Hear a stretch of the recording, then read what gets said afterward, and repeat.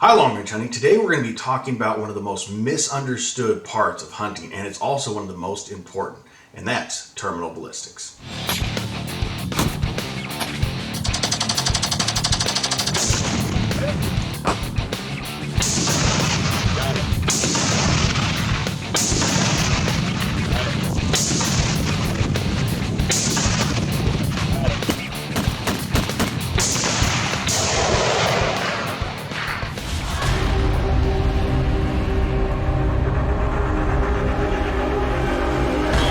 Now with high shoulder shots, this is one of the most effective shots, and it's one of the most misunderstood.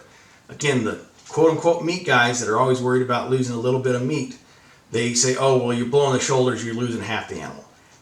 That is a lack of knowledge in anatomy. There is not a lot of meat on those shoulders. There's just not. The majority of the meat is on the hindquarters, back straps, etc., and the neck. Ribs don't have a whole lot, so you're not getting a lot of damage if you're doing the ribs, and most people don't even take the ribs.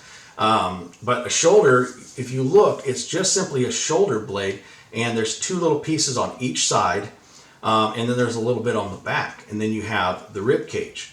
A high shoulder shot doesn't waste a lot. I've done both, where I'm shooting behind the shoulder and I'm doing shoulder shots, and I'll cut those sections out on similar size animals and weigh them, and realistically you're losing about the same amount, and you're not losing a whole lot. So don't be afraid to do the high shoulder shot. It's highly effective. And what's happening with that high shoulder shot is you're hitting that blade, that shoulder. It's causing massive expansion. It's going to go in and get a good temporary wound cavity. It's going to break one or both shoulders and disconnect it. And if you look at the anatomy here, you can see where the spine runs along, and you have that brain stem that comes down from the brain through that section of the neck into the spine, and that's what gives you your signals. Your body, your brain, if you want to move your arms, your brain is communicating those signals through that, and that's what's causing you to do your stuff. And so what happens is it's either going to hit that and it's going to sever it, or that temporary wound cavity is going to cause that to actually flex and break. Hydraulic shock, it's going to cause it to be destroyed. But either way, it's going to sever the brain stem. It's going to cut all signals to the brain. So it's one of the most effective as far as it's a second of pain and then it's nothing. It is literally lights out. Snipers use what's called a hostage shot of the fatal T, and they're going for the brain stem back here for the same reason. It's an instant shutdown. Now, can they flop and stuff afterwards? Sure. An animal can sometimes flop. It's not that it's still alive. It's simply the muscles spasming, trying to figure out what's going on, because those signals to the brain have stopped communicating. But it doesn't feel any pain. It's dead at that point. So it's going to go in. It's going to break one or both shoulders. You're going to have that projectile going through, leaving that permanent wound cavity. You're going to have your temporary wound cavity. It's going to sever that brain stem, cutting all signals to the brain. And then you also have the bone fragments that are coming with it going through the chest cavity like a grenade went off. So it's a very, very quick and effective way to kill. It's causing so much massive internal damage, it's going to shut it down. If you ever see long range, that's the most common shot, and you see that thing just anchor on the spot and drop, that's a high shoulder. You are shutting down the CNS, the central nervous system. Another way you can do that is with headshots. Now, headshots can get tricky. A lot of people don't realize how small the actual head and brain cavity is. If you can see any of these back here, I do a lot of trapping and hunting and do my own skulls, so I get to evaluate a lot of what it does. And a lot of dome shots, they can work, but a more effective one generally is the back of here, the skull where it meets the spine. That's a beautiful shot. It'll cut the brainstem straight away. You can shoot it in the dome. Again, pay attention to angles on how you're doing that. Or neck shots. Neck shots, I've done them. They work. Not my favorite thing to do. If you get correct shock, you can still shut it down. However, I've seen several people, what will happen is they'll do a neck shot, they miss the spine in that cord, and because they don't get bullet performance that they need, it gives it enough shock to shut down that central nervous system. It goes into a coma. The problem is it doesn't have enough terminal damage to cause sufficient blood loss, and that animal will recover, get back up, and run off, and now it has a bullet hole through it. If you have proper bullet performance, that bullet's going to go through, and even if it misses that brainstem, and it's still, that shock is going to be enough to sever it, that hydraulic shock. So it can still put it down. It's ideal if you hit it, and that's one of the things. Hair, anatomy changes. It's not a very big target, that neck. So it's one of those things that if you don't get it right, you can end up potentially just wounding an animal. So I'm not a big advocate at long range neck shots. I'm not even one at close range shots. Can you do it? Yes. Do I utilize it personally much? No. I have done it. I've done it effectively, but it's just not my cup of tea.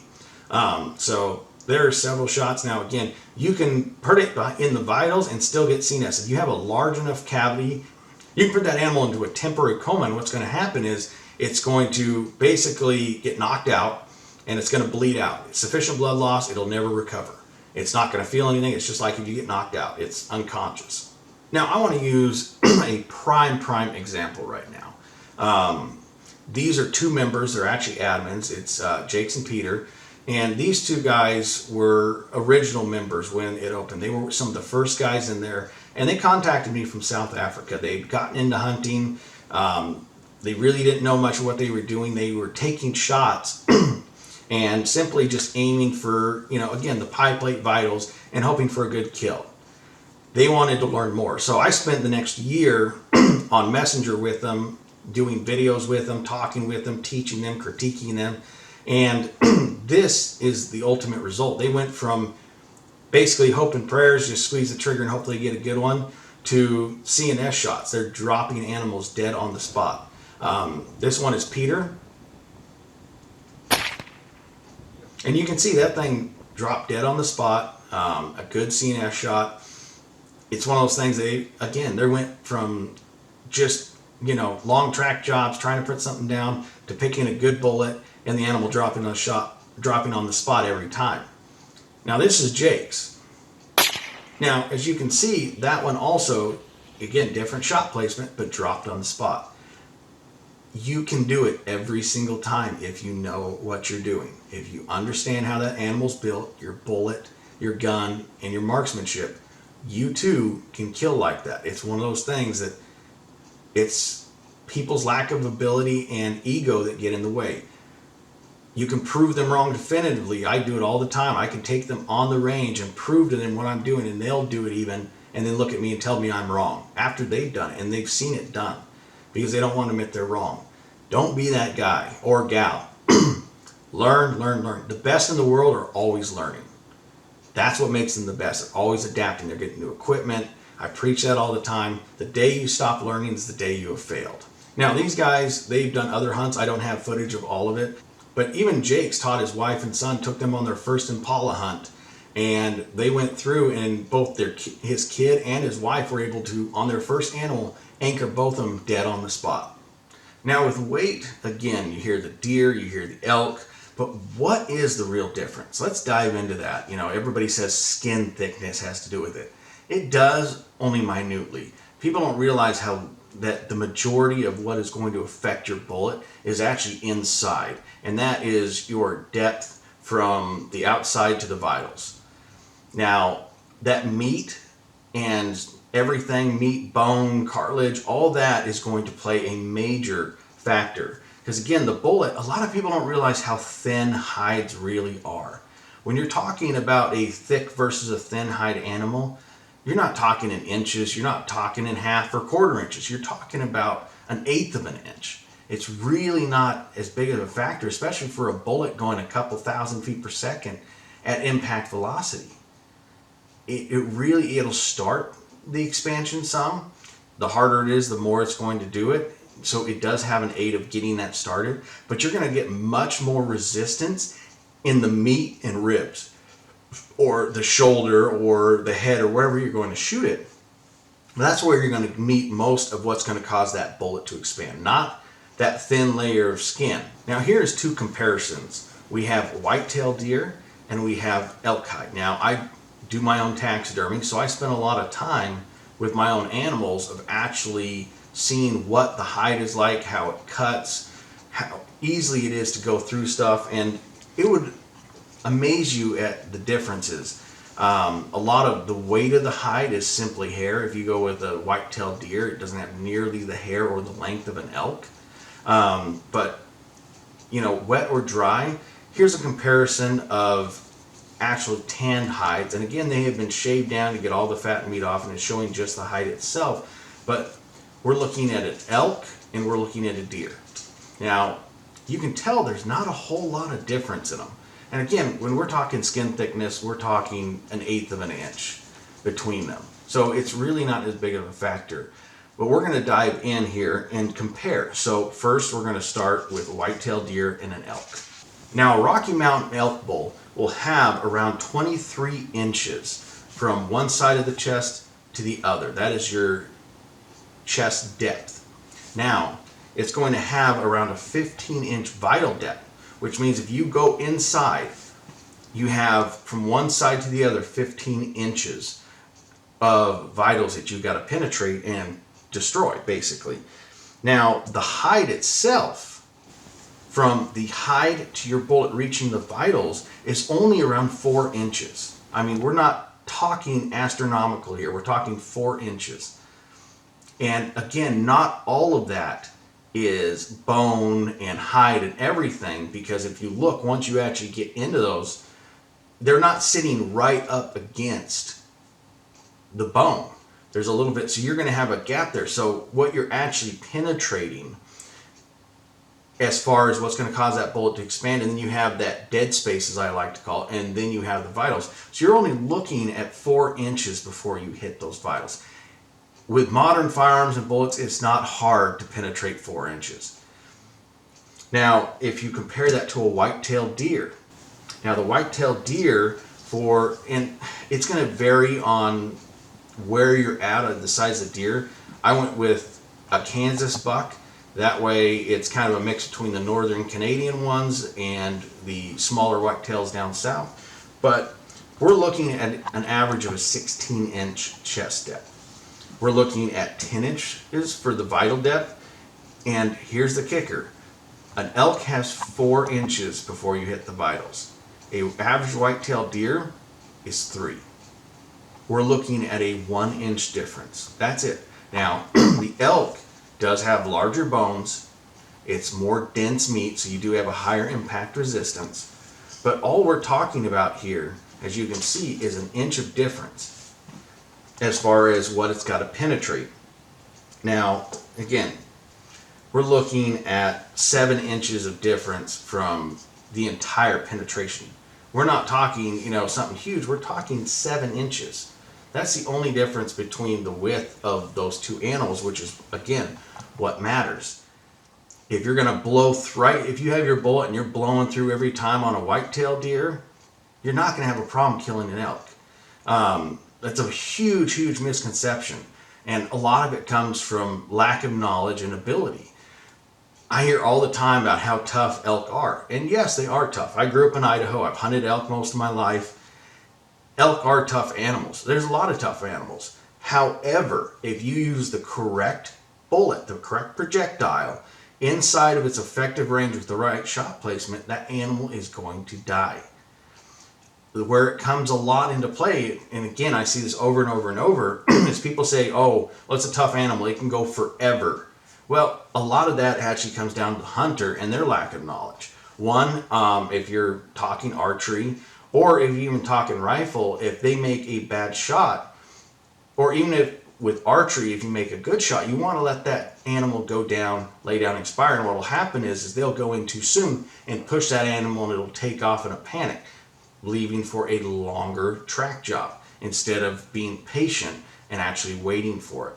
Now, when you get into rifles and stuff, a lot of the time the problems I see, again, is operator error, either with the bullet or shot placement. I see a lot of guys, they'll make a bad shot and the animal goes an extended amount because, again, it's not causing a lot of terminal damage, especially if you hit the guts. Will the animal eventually expire? Sure. However, they did not make a sufficient shot. They made a bad shot. And so that animal runs off. And a lot of that I see inside 100 yards. And so, again, what they say is, oh, well, the animal's just tough. I need a bigger caliber to compensate, which really doesn't solve much if you're not using the correct projectile. And the other thing is exactly that, the projectile. They either take the projectile outside of its operating range, or they use the wrong projectile, mainly a bullet that is requiring a high impact resistance, and they're not meeting the necessary resistance to expand and cause that terminal damage. It's just penciling through. Can you still kill with that? Yes. That's a problem I see a lot with the quote-unquote meat hunters that really don't understand terminal ballistics. Damage is a good thing. You're going to lose meat. I don't care who you are. You're going to, unless you're doing a headshot, you're going to lose a little meat. It's not that big of a deal. If you actually look at the ribs in the section that's damaged, you're not really losing. People act like they're losing half the animal. You're really not. You're at, on the biggest animals, at most, you're losing a couple pounds of meat. Damage is your friend. I get guys that criticize me because of the amount of damage that mine causes terminally. Here's the difference. They make a shot, it runs off, they have long track jobs, wounded animals, sometimes they have to bring in dogs, and they have that every year. I know guys that criticize me and they lose animals every single year. I go for damage, and yes, I might lose, let's say, 2 pounds of meat. However, my animal is dead right on the spot or within 30 yards. So it's one of those things, and the majority of the time, 95% of the time, they drop dead on the spot. So them losing hundreds of pounds of meat because they used a bullet trying to save a few pounds of meat that isn't causing the correct terminal damage has actually resulted in them losing animals, and myself losing 2 pounds is getting my animals in the freezer and dead quickly. And again, the goal of an ethical kill. Ethics has nothing to do with whether you like a style or not, or if somebody does it with a different weapon than you that you don't agree with. Ethics is very simple. An ethical shot is you take a shot within your abilities, and everybody's abilities are different, within your abilities with the result of a quick, clean kill. That is what you're going for. That's ethics, period. As long as you're using the right equipment, you have the right skill set, and you can place that shot right there where you need it and result in a quick, clean kill, that's ethical. Nothing is more ethical than damage. The more terminal damage you cause inside that body, the faster that animal's going to die, whether it's from blood loss, shutting down the CNS system, which is your central nervous system. So don't get caught up on quote-unquote damage. It's your friend. You want that animal to drop dead. With these two pictures, you can see this is a comparison I found online. Just these pictures I found on Google. I don't own them or anything, but they were good examples. If you look at an elk versus a deer, you can look at the hide, you can see there's not a whole lot of difference in the animal itself. It's simply a larger version of that deer, and it's the same thing with moose. A lot of guys get into this and they say, oh, well, I need this large caliber because it's a bigger animal. Well, it doesn't really solve anything, and it does not work how they think. They need a bigger cartridge in, let's say they're running a 7mm. They're like, oh, I need to go up to a 30 caliber. I need to get a cartridge like a 300 Win Mag. The reason that Win Mags, and people have misconstrued this, the reason that Win Mags are recommended for elk has nothing to do with it being the minimum caliber. Guides recommend that because they got tired of guys coming out who could not shoot into long range territory and either wounding animals or missing and then blaming the guide. So they recommend the 300 on the idea that it's something that people can handle a little better. It's the biggest caliber they think that most people can handle. It's going to give you a little better wind, and the temporary wound cavity with the red bullet is going to be slightly larger than a smaller caliber. However, the problem with that is simply going up to a bigger cal like a 30 cal isn't necessarily going to result in a quick, clean kill, and it can actually be counterproductive. And the reason why is recoil sensitivity. I talk about this a lot. Recoil sensitivity is a huge factor. In all honesty, if we check our egos, the majority of people, especially in hunting rifle weights, cannot handle magnums. It's too much recoil. So if you take a gun or a shooter that isn't capable of those shots to begin with, and you put them on a gun that is going to cause them to lose their fundamentals of marksmanship, jerk, all that, that increases drastically the odds of them making a bad shot. And not even a magnum can really make up for a bad shot. Now you have your temporary wound cavity, and yes, so if you get a little bit back, you're still going to have that temporary wound cavity. If you're getting correct performance, that's going to help, but it's still not going to be ideal. And especially if you gut shot or you hit it and you don't get good performance because you're using the wrong bullet, it's not going to help. It's much more effective for if you have a person that can't handle that and is not being a very good shot, is to get them a good weapon in a cartridge that they can handle with the correct bullet, that they can actually practice, master, and put better rounds on target. Here's the thing, the less the recoil, the easier it is to shoot. The easier it is to shoot, the more accurate you can be. If you're not worried about flinching and you're not having a problem, putting that round right on target is going to be an advantage. And the less recoil, especially the majority of people out there, is your friend. Now, people think cartridges, you have to have that minimum one. We talked about that. The reason that manufacturers recommend that based off, light-skinned, heavy-skinned stuff is, again, the same thing as the guy. They're just trying to prevent wounded animals. Now, the problem with that is again, it really doesn't solve the problem because it's based on people's lack of ability. And they think that, I can just go buy this cartridge. I can just bump up to this and it's not going to matter as much where I hit it. And they'll make a lot of bad shots. Now, because again, I talk about elk and how easy they are to kill. It's one of those things that I get all the time. Guys will be, inside 200 yards and they'll try to bash long range hunting. They're like, well, I'm a great hunter. I kill every year, 200 yards. Well, that's great.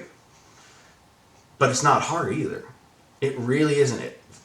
Take away the physical, the stalking, all that, and just look at the actual shot itself. Once you're set up, whether it's a long stock, you're in a tree stand, whatever, the shot itself inside 200 yards really isn't difficult. It's not. And as long as you have a good bullet and you can put it inside, again, the pie plate, it gets bigger if you're going to elk and stuff, but the size of the vitals, a white-tailed deer, they go by the 10-inch pie plate. It's not hard. That is a giant target at 200 yards. That is a massive target. You can hit that with your eyes closed. We can get on one of these guns, close your eyes and hit it. I mean, it's just one of those things that it's not really as impressive as people make it out. Is the stalking impressive? The field craft? Sure. But the actual shot itself, killing animals inside of 200 yards, really isn't as difficult as people think with a gun. Even the wrong bullet can get it done. It's not as effective.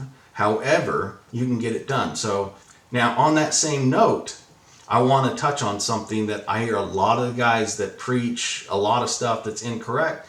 They try to use, and don't be fooled by it, and that is experience. They say, I've been doing this for 50 years. I know what I'm talking about. People say, well, he's done that for 50 years. He must know. Well, not really.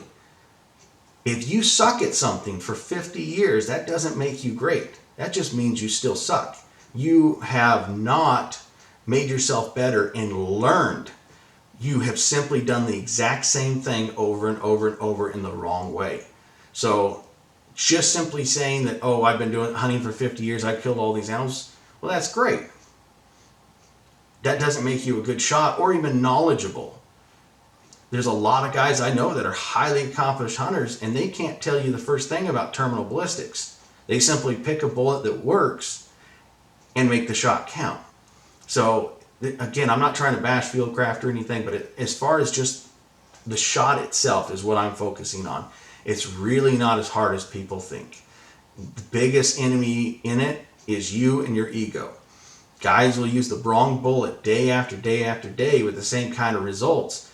And then they try to cartridge blame. They blame everything except themselves and their lack of knowledge, when in fact, if they simply switched bullets and even the cartridge, if it's too large for them, they would be much more effective in getting quicker, cleaner kills. Now let's move on to a comparison that's going to cover why weight is irrelevant.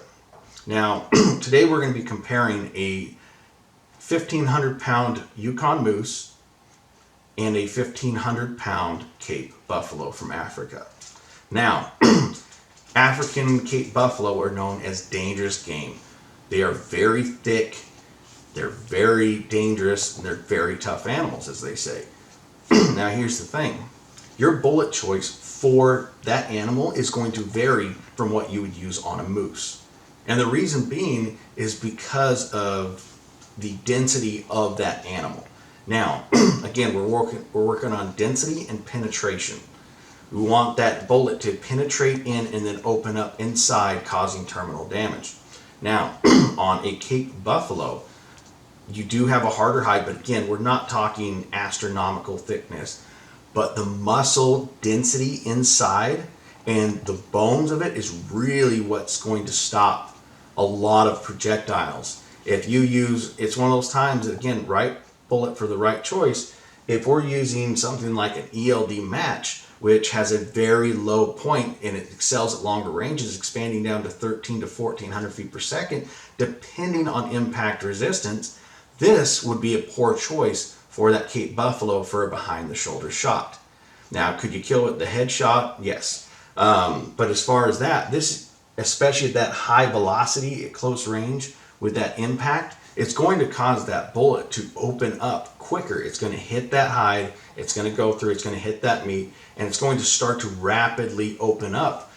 And what's going to happen is it's going to dump that temporary wound cavity prior to getting to its intended spot. So you want it to penetrate in, get inside the vitals, and penetrate and set that temporary wound cavity. What's happening though is it's hitting and it's starting to open up rapidly right in that meat and bones, and it's going to dump most of the energy in there. It can still get some to the vitals and it can still be a fatal shot, but it's not ideal results. And we want, again, ideal results. We want to stack the odds in our favor because it is hunting, and hunting, nothing's guaranteed.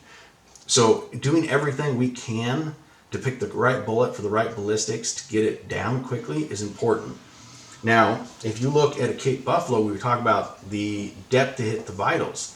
With a Cape buffalo, it's 6.5 inches. It's got a chest depth of 38 inches and a vital depth of 25 inches. Now, from the picture you can see, it is a very wide, deep-muscled animal. It's got large bones. It's very, very dense. And so what you want for that is a harder bullet. You want it to need more force to come apart. You want a bonded bullet, thick jacket, and what's going to happen is that bullet is going to go in. This is an example of the type of bullet that we work in. This is a 270.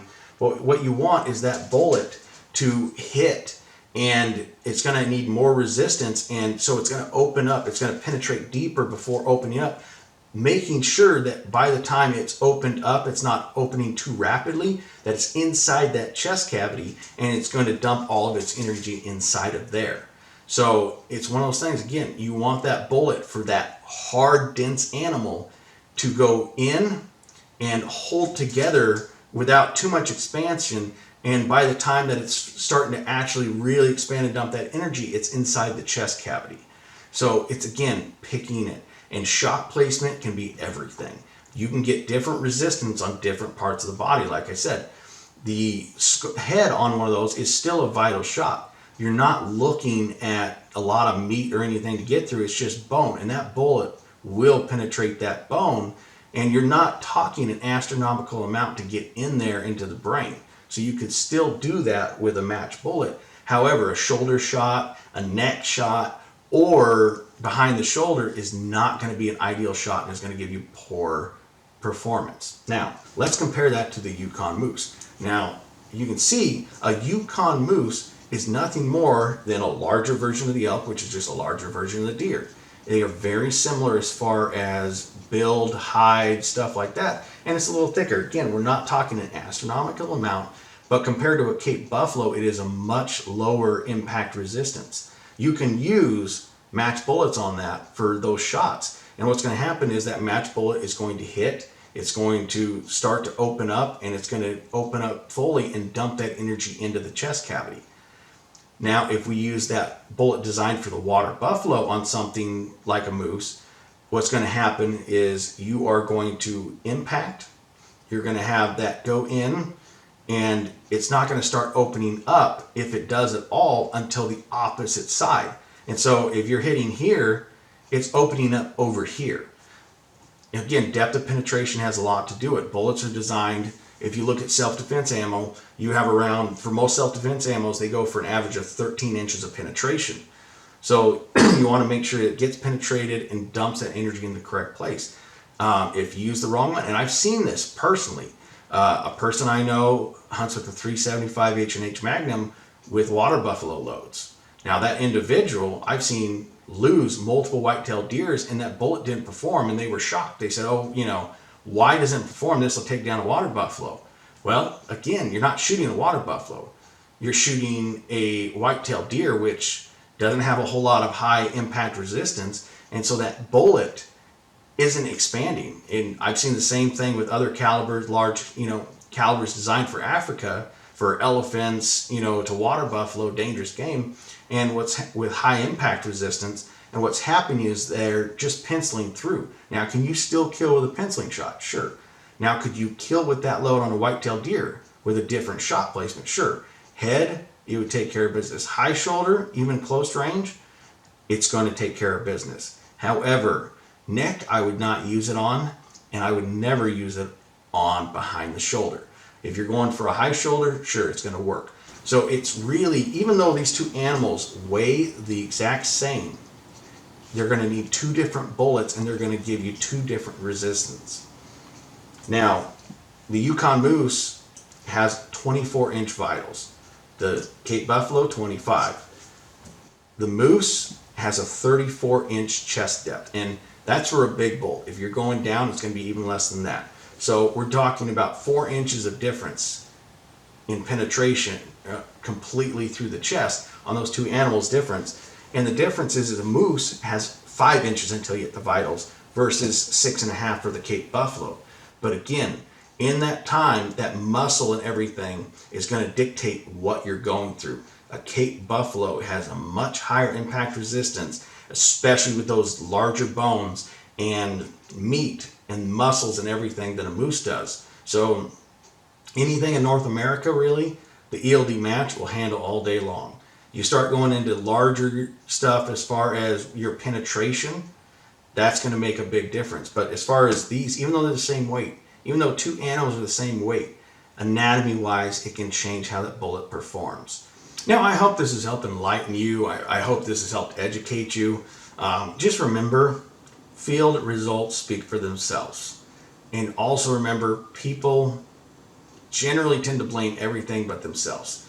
You got to check that ego. You got to look at it from a scientific standpoint. You got to understand. A lot of people don't understand that. It's like an example I give. Everybody knows how to drive a car and get point A to point B. That doesn't mean they know how to fix the car. That doesn't even mean they're a good driver. There's plenty of terrible drivers out there.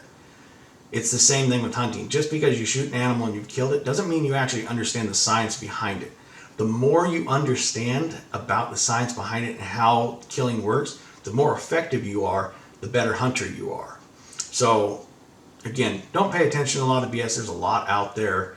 Pick a good bullet. Focus on that. Calibers, again, recoil sensitivity is a killer. You don't need, and again, there's examples here, you don't need a huge caliber to kill. You really don't. Even a large animal, bullet selection is far more important. I know guys that kill elk every year with 223s at 400 yards and in, and they never lose an animal and it drops dead on the spot because they know what they're doing. They use the right bullet and they can get that shot placement. People say they're unethical. Well, 100% success rate, guess what? It speaks for itself.